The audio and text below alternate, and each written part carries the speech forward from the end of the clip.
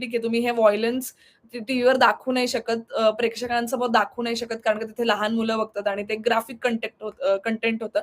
पण मग ह्याचा कुठेतरी खुलासा म्हणजे काहीतरी कळलं पाहिजे ना, एक प्रेक्षकांना तरी एक हे जस्टिफिकेशन दिलं पाहिजे बिग बॉसने, की तुम्ही ती क्लिपच कट केली आणि त्यानंतर तुम्ही एक्स्पेक्ट करता, की आम्ही ही गोष्ट स्वीकारावी, की हां बाबा आर्याने मारलं आणि कुठल्या पद्धतीने मारलं. ज्या प्रकारे तिकडे पूर्ण ओढाताणी चालली होती, तिथे ढकलाढकली चालली होती. त्यामुळे मला तरी असं वाटतं, मी एक प्रेक्षक आहे, त्यामुळे मी डिझर्व्ह करते ते फुटेज बघणं.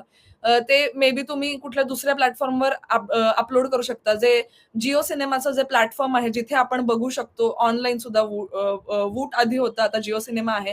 त्याच्यावर बघू शकतो. तिथे सुद्धा तुम्ही ती क्लिप अपडेट करू शकता. तिथे 18 प्लसचं तुम्ही हे ऑथेंटिकेशन ठेवून दाखवू शकता. कारण का मी जर प्रेक्षक आहे आणि मी खूप डेडिकेटेडली बघतीये ॲज अन ऑडियन्स, मी तुम्हाला टी-आर-पी देतीये आणि तसंच तुम्ही सगळेजण, तुम्ही सगळे जे कोण बघता